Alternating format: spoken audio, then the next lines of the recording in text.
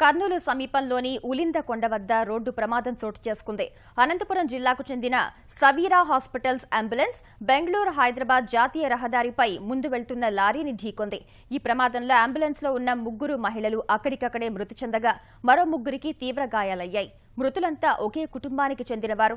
గుండె జబ్బుతో మంగళవారం రాత్రి అనంతపురం ప్రైవేట్ ఆసుపత్రిలో చేరిన ప్యారేబీ అనే మహిళను పరిస్థితి విషమించిన కారణంగా అంబులెన్స్ లో హైదరాబాద్ తరలిస్తుండగా ఈ ప్రమాదం చోటు చేసుకుంది. మృతుల కుటుంబ సభ్యుడు దాదా కలీందర్ తో పాటు అంబులెన్స్ డ్రైవర్లు గోవర్ధన్ రెడ్డి, లింగమయ్యలకు గాయాలవ్వగా వీరిని చికిత్స కోసం కర్నూలు ప్రభుత్వ ఆసుపత్రికి తరలించారు.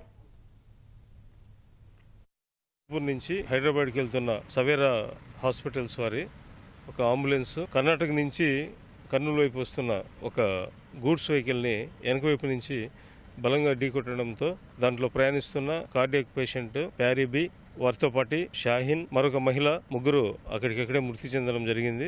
అదేవిధంగా వీరితో పాటు అటెండెంట్ గా వస్తున్న కలందరూ తీవ్ర గాయాలయ్యాయి. అలాగే డ్రైవర్ మరియు కో డ్రైవర్ వీళ్ళిద్దరూ కూడా సీరియస్ గా వీళ్ళు కూడా ఇంజూర్డ్ కావడం జరిగింది. డ్రైవర్ అజాగ్రత్త వల్లగా జరిగినట్టుగా ప్రాథమికంగా తెలుస్తోంది.